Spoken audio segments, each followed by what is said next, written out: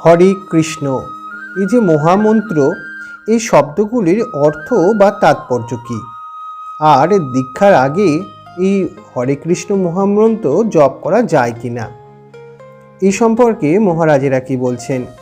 মহারাজেরা বলছেন, কলিযুগের যুগ ধর্ম হল হরে কৃষ্ণ মহামন্ত্র কীর্তন করা। হরে কৃষ্ণ কৃষ্ণ কৃষ্ণ হরে হরে, হরে রাম রাম রাম হরে হরে। এই 16 নাম 32 অক্ষর সমন্বিত মহামন্ত্র কীর্তন করার কথা বলা হয়েছে।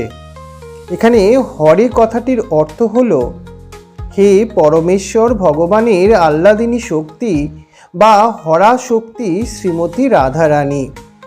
কৃষ্ণ কথাটির অর্থ হল হে পরমেশ্বর ভগবান সর্ব আকর্ষক শ্রীকৃষ্ণ। রাম কথাটির অর্থ হল হে পরম আনন্দময় ভগবান। এইভাবে সম্বোধন করে ভগবৎ পাদপদ্মের সেবা প্রার্থনা করতে হয়।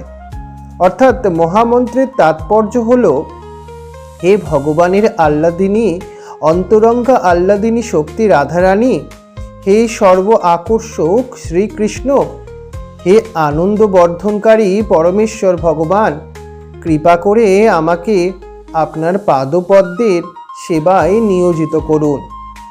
দীক্ষা নেবার আগে আমরা প্রতিদিনই এই হরে কৃষ্ণ মহামন্ত্র জপ করতে পারি, এটাই বলছেন মহারাজেরা।